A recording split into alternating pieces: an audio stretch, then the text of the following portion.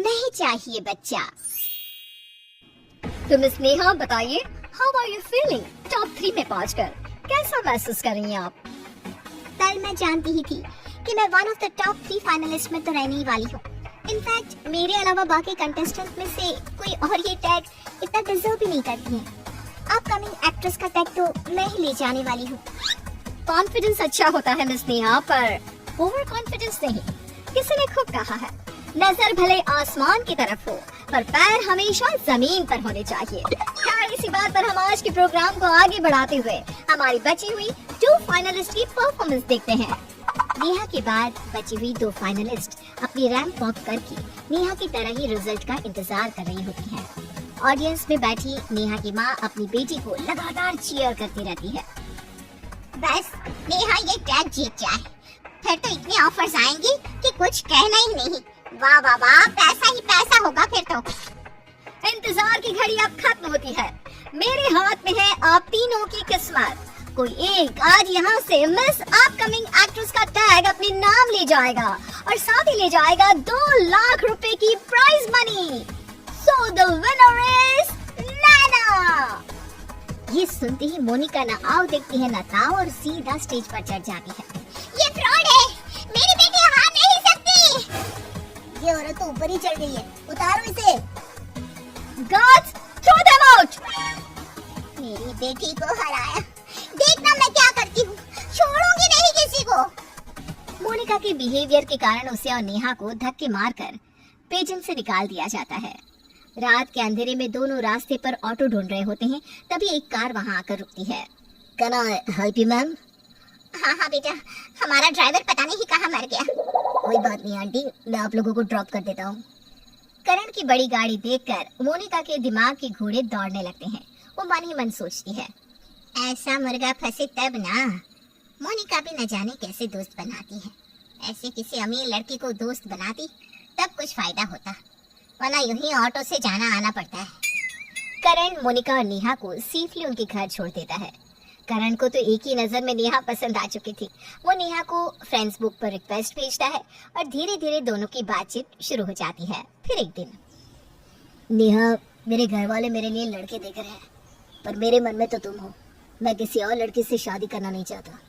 मैं तुम्हें ये बात बताना चाहता था कि मैं तुम्हें पहले दिन से ही पसंद करने लगा था। विल यू मैरी मी?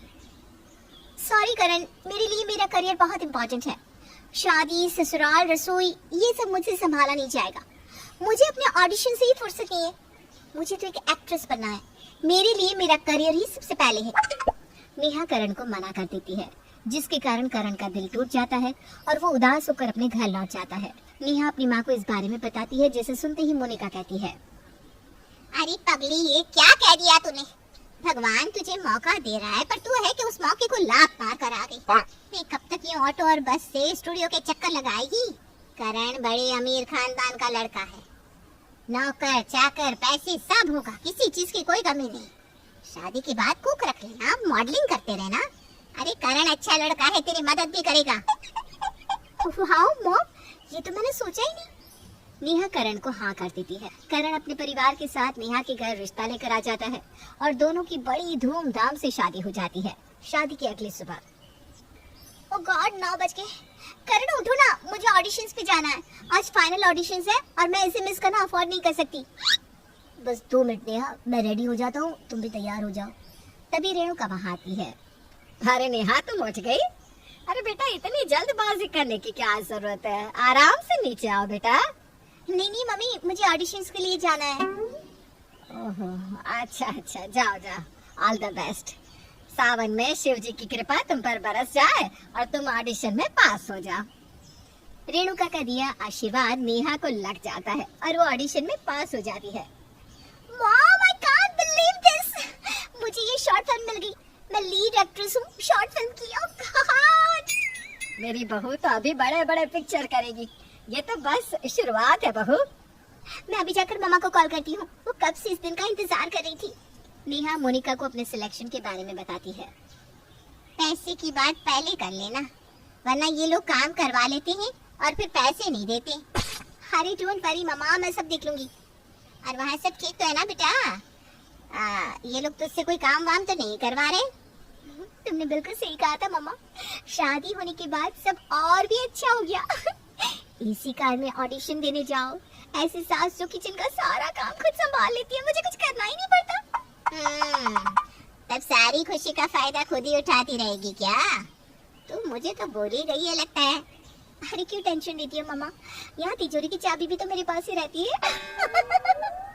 नेहा अपने ससुराल का कोई काम नहीं करती।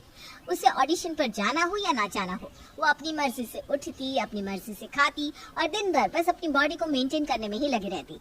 ये देखकर एक दिन उनके पड़ोसन रेणुका से कहती है, बहू को बेटी जैसा समझना एक बात है, पर तुमने तो अपनी बहू को घर की मालकिन ही बना दिया है और खुद नौकरानी बन गई हो। एक टाइम तक काम नहीं करती वो।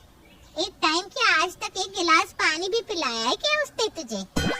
अरे नहीं सुमन, वो भी तो अपने काम में व्यस्त रहती है। दिन भर ये ऑडिशन वो ऑडिशन, थक जाती होगी बेचारी। फिर तो अब से 5 साल तक वो ऑडिशन ही देती रहेगी, फिर पिक्चरें करती रहेगी और इस घर को कभी वारिस ही नहीं मिलेगा। और तो बिन पोते पोतियों का मुंह देखे ही परलोक सिधा आ जाएगी। मुझे देख, मेरा बेटा 25 साल का हुआ नहीं कि मैंने उसकी शादी करवा दी। आज वो 26 का है और मेरे हाथ में पोता है। एक तू है 30 साल का बेटा और हाथ में खेलने के लिए खिलौना भी नहीं। क्या तेरे मन में इच्छा नहीं होती बच्चे की? सुमन और रेणुका ये बातें कर रही होती है कि तभी वहाँ नेहा आ जाती है और ये सब सुन लेती है। नेहा ना आओ देखती है ना ताओ, सीधा अपने पति को फोन लगाती है। ये सब क्या है करण? सुमन आंटी मॉम से क्या बातें कर रही हैं? मैं तुम्हें पहले ही बता देती हूँ, ये बच्चे का ख्याल अपने दिमाग से निकाल दो। मुझे कोई बच्चा नहीं चाहिए। अरे कौन तुम्हें बच्चा पालने को कह रहा है नेहा? तुम टेंशन मत लो, तुम्हें कोई बच्चा पैदा करने के लिए फोर्स नहीं करेगा। बच्चे की बात भर से जो नेहा गुस्से से लाल पीली हो गई थी, उसे कहाँ पता था कि वो ऑलरेडी प्रेग्नेंट है। 1 महीने बाद अचानक नेहा को चक्कर आ जाता है और वो बेहोश होकर गिर पड़ती है। सभी घबरा जाते हैं और डॉक्टर को घर पर बुलाते हैं। डॉक्टर नेहा को डायग्नोज करने के बाद मुस्कुराते हुए कहते हैं, सब ठीक तो है ना मैम? जी डरने की कोई बात नहीं रेणुका जी, ये तो खुशी की बात है। आपकी बहू प्रेग्नेंट है। It's her 2nd month. क्या?